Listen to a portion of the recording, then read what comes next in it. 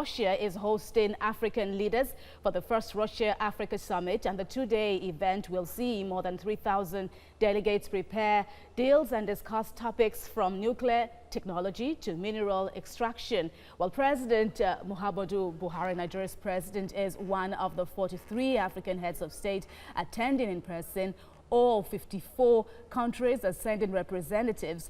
The summit is seen by public analysts as Moscow's first step in seeking greater influence on the continent. We'll have more on this in our subsequent bulletins.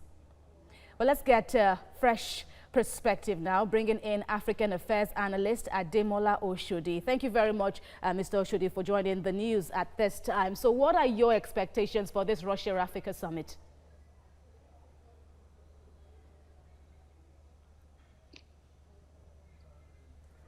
Ademola Oshodi, if you can hear me, you're live now. What are your expectations for the ongoing Africa-Russia Summit holding in Sochi? Well, I think... All right, we'll try to reconnect with Ademola Oshodi for his take on the ongoing Africa-Russia Summit in Sochi.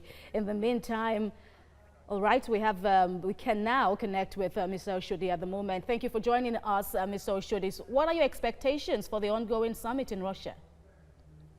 The expectations are very much quite straightforward.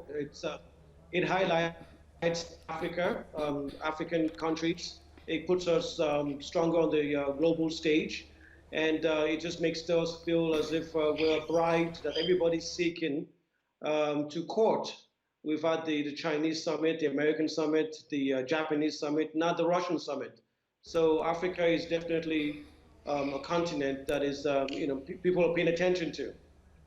And talking about how well the continent has been served with the Russian involvement so far, here in Nigeria, we've seen a bit of Russia-Nigeria partnership, especially regarding arms now. Arms deals have been sealed, so to speak. So what are your thoughts in this regard and what you would like to see moving forward?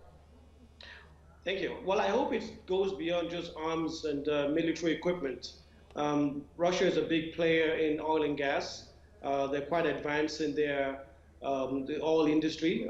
We have in Nigeria, we have a lot to learn from them, especially in gas and the distribution of gas. Russia is probably the biggest gas supplier in the world, exporting it to Europe and far beyond. So they can help us develop our oil and gas industry in that aspect. And also, of course, in military hardware, which you just mentioned. The Americans or the West a little hesitant to export military hardware to Africa based on human rights issues and all sorts of,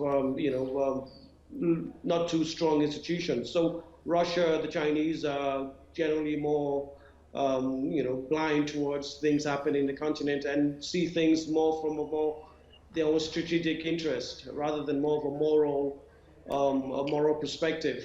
So trade with Russia and Africa, especially with Nigeria, is something that can always grow, but it's still far from what China and the United States and Europe have achieved on the continent.